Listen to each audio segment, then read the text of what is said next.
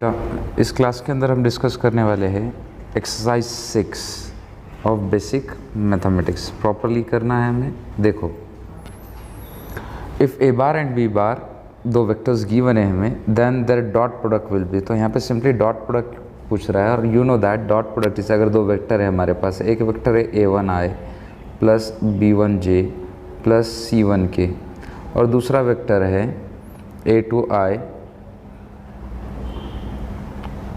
Plus b2j plus c2k, then the dot product is simple. i वाला i वाले को multiply करेगा, j वाला j वाले को और k वाला k वाले को, यानी a1 a2 plus b1 b2 plus c1 c2 is the dot product. तो यहाँ पर भी वही होगा, दो वेक्टर्स है हमारे पास दो वेक्टर्स है। वेक्टर कौन कौन से बेटा?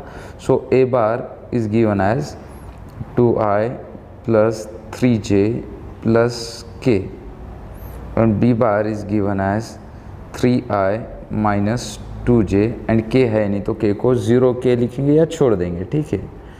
देखो, डॉट प्रोडक्ट निकालना है। Dot product is simple, a bar dot b bar i वाला i वाले को मल्टीप्लाई करेगा, 2 3 6 प्लस इंटू माइनस, माइनस 3 2 6 और ये तो 0 ही है। तो फाइनली डॉट प्रोडक्ट कितना आएगा? 0। Your answer is A. Alright, चलो सेकेंड क्वेश्चन देखते हैं। कह रहा है dot product of two vector A and B is positive, then the angle between the two vector must be. Dot product positive, तो देखो बेटा आपको पता है कि ए बार डॉट बी बार को हम डिफाइंड करते हैं ए बी कॉस थीटा से। ए बार डॉट बी बार को हम कैसे डिफाइंड करते हैं? ए बी कॉस थीटा से। और अगर आपको एंगल याद हो गया, हमने ट्रिग्नोमेट्री की है कि ये एंगल होता है 0 एक्स पे, ये 90, ये 180 और राइट साइड के अंदर 0 से 90 के अंदर इन दिस रीजन कॉस की वैल्यू क्या होती है बेटा? Positive, because cos is x, x is cos, याद है ट्रिग्नोमेट्री। और लेफ्ट साइड में इधर सेकेंड क्वाड्रेंट में कॉस कैसा होता है? माइनस। सो आप समझ रहे हो कि कॉस की वैल्यू जहाँ पॉजिटिव होगी, क्योंकि ए बी तो खुद से पॉजिटिव निगेटिव नहीं होगा, वैल्यू कॉस की वैल्यू पे डिपेंड करेगा। तो in first quadrant cos positive है एंड सेकंड क्वाड्रेंट में कॉस की वैल्यू कैसी है? निगेटिव है। मतलब कि अगर हमको पॉजिटिव वैल्यू चाहिए तो कॉस के अंदर जो थीटा है वो हमारा जो थीटा है वो 0 से 90 के बीच में होना चाहिए। अगर 90 से बढ़ जाएगा तो वैल्यू निगेटिव आना स्टार्ट हो जाएगी। क्लियर है? तो पॉजिटिव आने के लिए must be less than 90 degree होना चाहिए कॉस की वैल्यू। समझ रहे हो? ठीक है। Third question, to vectors A and be given है, एंगल पूछ रहा है। सो बेटा एंगल फाइंड करने का फॉर्मूला सिंपल सा है हमारा, अभी हमने देखा cos theta is equals to A bar dot B bar upon A B is the formula. चलिए फाइंड करते हैं A bar dot B bar. A bar dot B bar में क्या होगा? आई वाला आई वाले से मल्टीप्लाई करेगा, ये आई वाला आई वाले को, तो आई डॉट आई 1 हो जाएगा, 2 इंटू 1 2। जे वाला जे वाले को मल्टीप्लाई करेगा, तो J dot J 1 two 1 into 2 2। Alright, and then K वाला के वाले को मल्टीप्लाई करेगा, plus into minus, minus 3 3 9। So it is -5। 2 2 4 और 5 minus 9 is -5। A bar dot B bar आ गया। अब हमें मैग्नीट्यूड ऑफ ए चाहिए, ए का मैग्नीट्यूड, तो अंडर रूट ऑफ, देखो बेटा ए के कोएफिशिएंट्स, आई वाले का square 2 square plus 1 square plus 3 square, so ये हो जाएगा under root of 4 plus 1 plus 9 that is under root 14।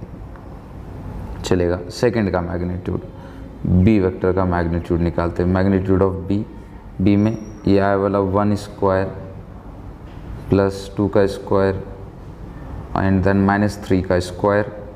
सो ये वैल्यूज़ हो जाएगी बेटा, फिर 1 का स्क्वायर 1, 2 का 4 और -3 का स्क्वायर 9, तो फिर से हो गया अंडर रूट 14। फॉर्मूला में पुट करते हैं, what's the formula? Cos theta is equals to A bar dot B bar upon A B. इनके वैल्यूज़ पुटअप करते हैं।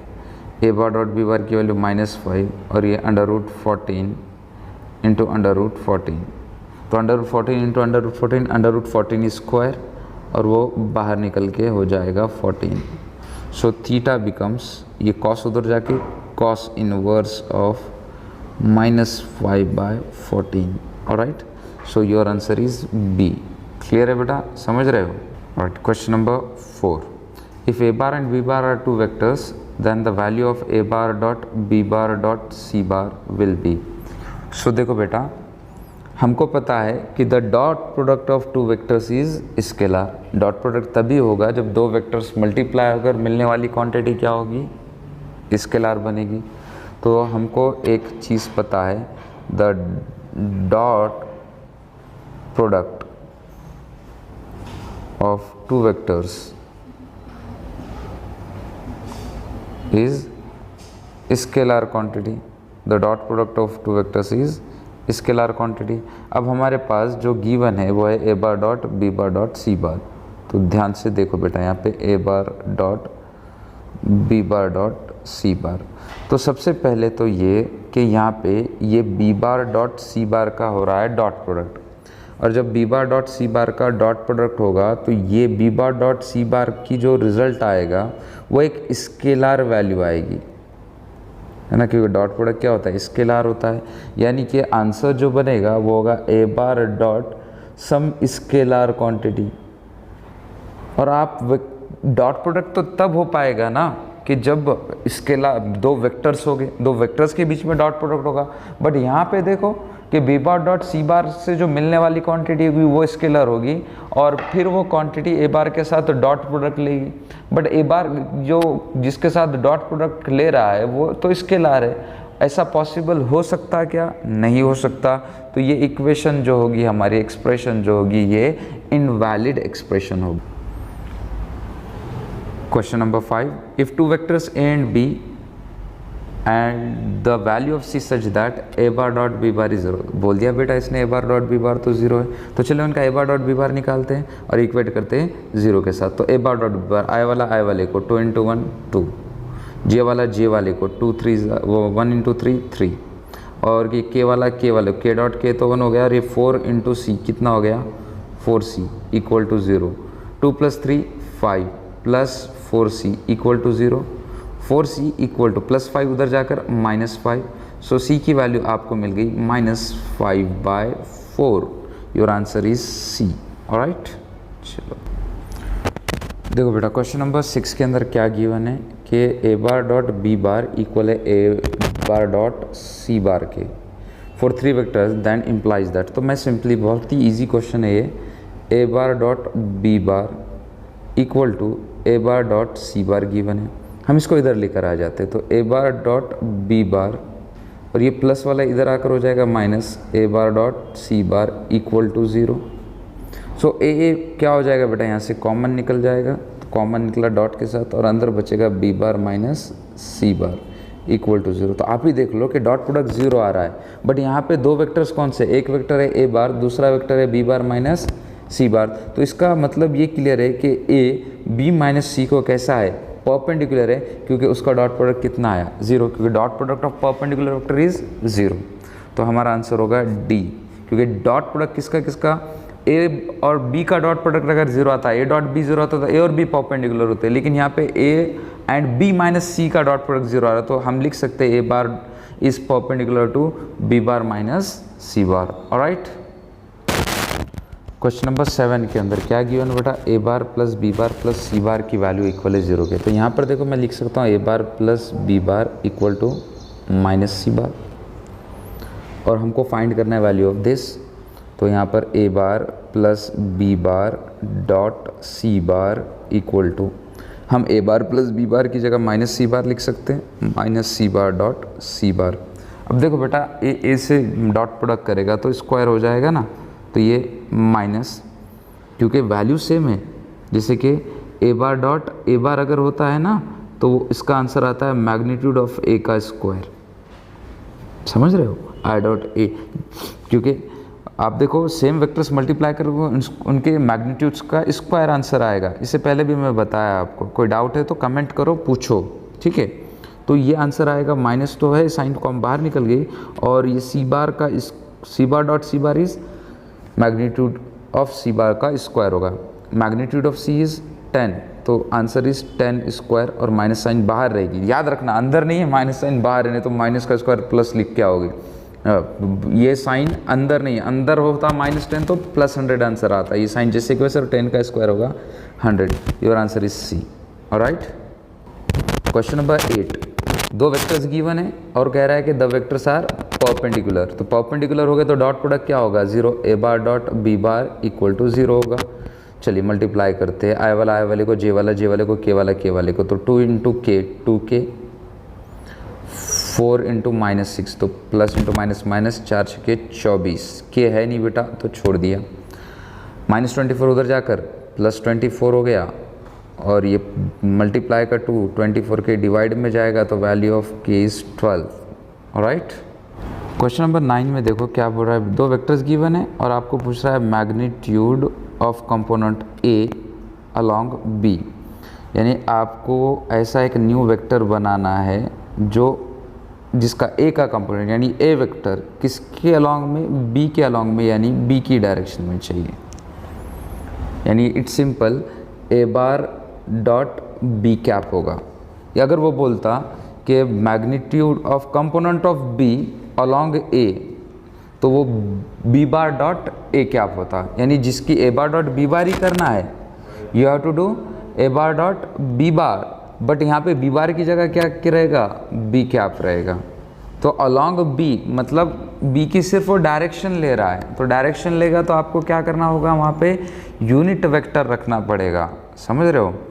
एक वेक्टर तो रहेगा ए बार डॉट बी बार की जगह बी कैप हो जाएगा अलोंग बी, यानी बी की डायरेक्शन लेना होगी। तो पहले बी कैप हम निकालते हैं, तो बी कैप के लिए मैग्नीट्यूड ऑफ बी चाहिए, and that is under root of 5 square plus 2 square 25 plus 4, और ये हो जाएगा अंडर रूट 29। ऑलराइट, बी का यूनिट वेक्टर तो B bar divided by magnitude of B bar. B bar कितना है बेटा, 5i प्लस 2j, ये बी बार हमको गिवन है, और मैग्नीट्यूड अंडर रूट 29 आया। अब जो हम नया वेक्टर बना रहे हैं, सॉरी वेक्टर नहीं आएगा ना नया, remember that it's not vector, एक वैल्यू मिलेगी, मैग्नीट्यूड मिलेगा, क्योंकि डॉट प्रोडक्ट है और डॉट प्रोडक्ट से जो रिजल्ट मिलेगा वो स्केलर मिलेगा, वो वेक्टर नहीं मिलेगा, ध्यान रखना। सो यहाँ पे जो c आपको मिलेगा यानी component of a in the direction of b along b, तो a bar dot b cap होगा। अब वैल्यू पुट करते हैं 1 बाय 1। a बार की वैल्यू कितनी है, 4i plus 3j, value of a bar is 4i plus 3j, value of b is b cap is 5i plus 2j upon under root 29, ये value है। चलो इनका डॉट प्रोडक्ट में क्या होगा, डॉट प्रोडक्ट के बीच में यहाँ पे, तो ये आई डॉट आई होगा, 1 हो गया, और 4 पंजे 20 plus 3 2 6 upon under root 29। So answer is simple, 26 divide by under root 29 final answer होगा, आंसर इज सी। ऑलराइट बेटा, इस क्वेश्चन को प्रॉपरली हमें दो कॉन्सेप्ट लगेगा, एक तो डॉट प्रोडक्ट का कॉन्सेप्ट लगेगा और दूसरा मैग्नीट्यूड ऑफ रिजल्टेंट का कॉन्सेप्ट लगेगा। कल ही हमने एक फॉर्मूला डिस्कस किया, r is equals to under root P square plus Q square plus 2pq cos theta, याद है मैग्नीट्यूड का, ये हमने कल फॉर्मूला डिस्कस किया। अब यहाँ पे pq की जगह a1 a2 है, तो ये मैग्नीट्यूड r क्या है, मैग्नीट्यूड ऑफ रिजल्टेंट, और रिजल्टेंट दोनों का एडिशन से मिलेगा, तो a1 प्लस a2 की जो वैल्यू है वो है under root of a1 square plus a2 square plus 2a1 a2 magnitude सा बेटा, ये मैं बार बार मैग्नीट्यूड नहीं लिखूंगा, मैं आपने बार नहीं तो मैग्नीट्यूड समझ जाना, ठीक है, a1 a2 कॉस थीटा। तो इसका स्क्वायर लेते हैं अगर इधर ब्रैकेट का, तो a1 प्लस a2 का मैग्नीट्यूड ऑफ इनका स्क्वायर इक्वल होगा a1 square magnitude of a1 plus magnitude of a2 square plus 2a1 a2 cos theta. अब आप ध्यान से अगर देखोगे तो a1 a2 कॉस थीटा ये फॉर्मूला है a बार डॉट b बार का, तो a1 bar dot a2 bar is a1 A2 cos theta. तो मैं इसकी जगह A1 bar dot A2 bar लिख सकता हूँ, और A1 प्लस A2 के मैग्नीट्यूड हमको गिवन है 3, सो इट्स 3 स्क्वायर। A1 का मैग्नीट्यूड है 2, तो ये 2 स्क्वायर, ये है 3 square plus 2। A1 A2 cos theta की value A1 bar dot A2 bar लिख सकता हूँ ना बेटा, A1 A2 cos थीटा को। चलिए आधा तो हमारा हो गया सॉल्व यहाँ पे। ये 3 स्क्वायर 9, ये माइनस, ये प्लस का 2 स्क्वायर ये इधर फिलहाल रखते हैं।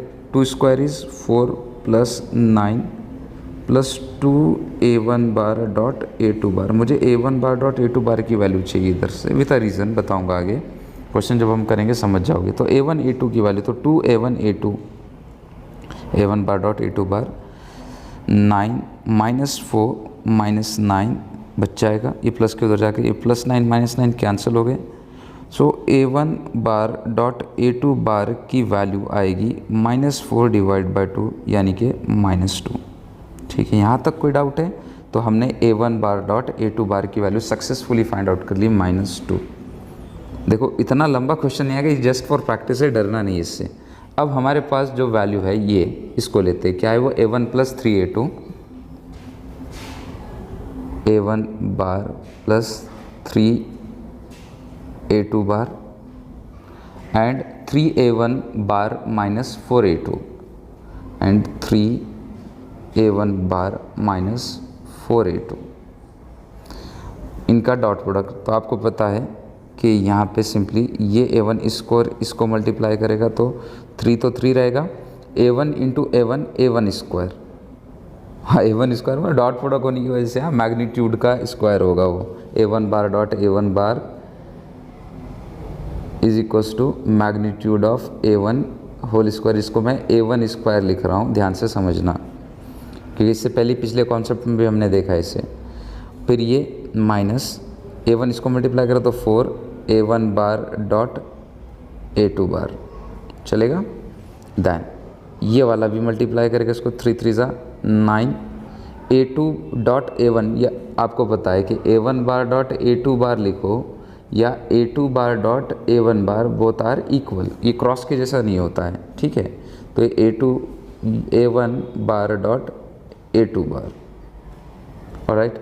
और देन ये इसको मल्टीप्लाई करेगा तो 3 4 ज़ा 12 minus 12 magnitude of A2 square. Magnitude bar नहीं लिखूँगा मैं फिर।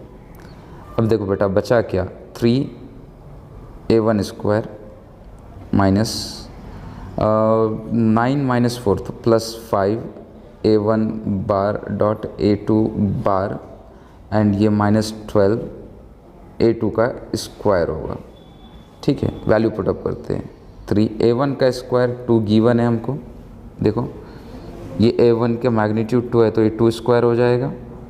देन प्लस 5 A1 A2 की वैल्यू हमने फाइंड की, दैट इज़ -2i,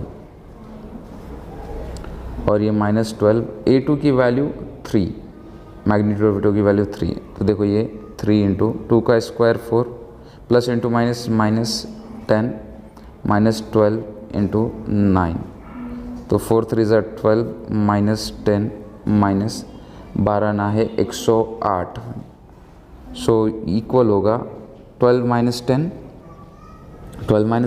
2 -108, तो आंसर आएगा -106। ठीक है, बड़ा क्वेश्चन है, कॉन्सेप्ट ज़्यादा यूज़ हुए, बट ध्यान रखो इतना लेंथी क्वेश्चंस आपको पूछेगा नहीं, जस्ट फॉर प्रैक्टिस, क्या आपको प्रैक्टिस होनी चाहिए, इसलिए ये क्वेश्चन था। ठीक है, ऐसे ही हम नेक्स्ट लेक्चर के अंदर इंटेक्स एक्सरसाइज देखेंगे जो क्रॉस प्रोडक्ट पे डिपेंड है, इंटेक्स एक्सरसाइज नंबर 7। ऑलराइट, तो तब तक ये प्रैक्टिस करो। कोई भी डाउट है, कोई परेशानी है, कमेंट करो, पूछो, और 2 बजे से जो हमारा डाउट सेशन है उसके अंदर आप आ सकते हैं।